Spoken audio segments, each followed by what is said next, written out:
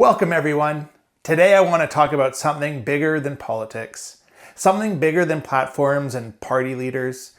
It's about showing up.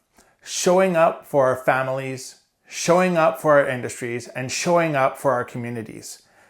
Yes, we also need to show up at that ballot box. We're heading into another federal election here in Canada, and if you're anything like most of the people I know, you're tired.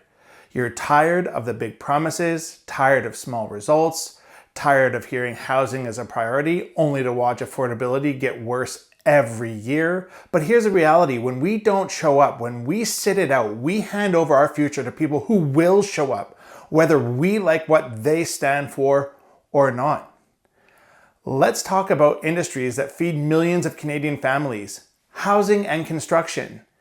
You've seen the numbers, you've lived them. Today, the average home price in Canada is around $716,000. In Metro Vancouver, you're lucky if you find a detached house under $1.2 million. CMHC, the National Housing Agency, just released a brutal estimate. We need to build 5.8 million new homes by 2030, and that's just to bring affordability back to 2003 levels. Not perfect, not utopia, just back to bad but manageable. Meanwhile, the system we have is still built on red tape, still built on permit bottlenecks, still built on land use restrictions that haven't kept up with how people actually live today. I'll give you a real-world example.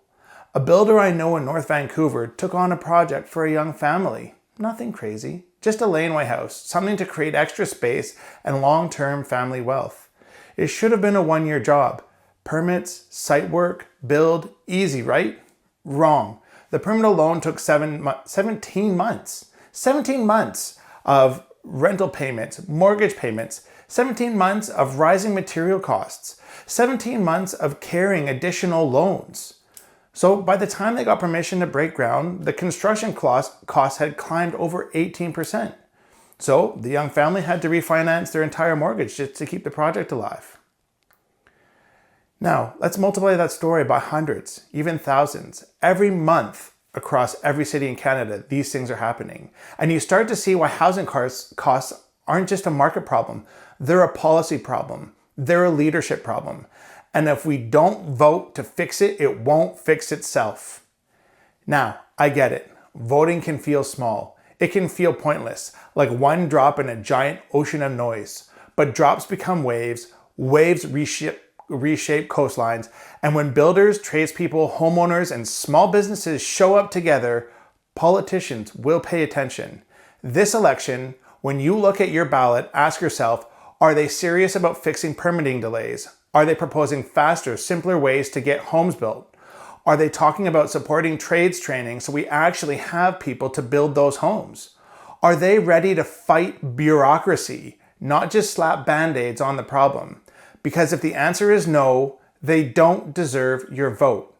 It doesn't matter what their ads say. It doesn't matter what they say in a debate. If they don't understand how to actually get shovels in the ground, they're just another ribbon cutter waiting for someone else to do the hard work.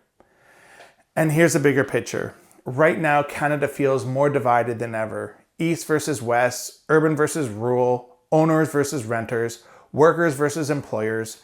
But housing? Construction, affordability, those aren't left issues. They're not right issues. They're survival issues. They're dignity issues.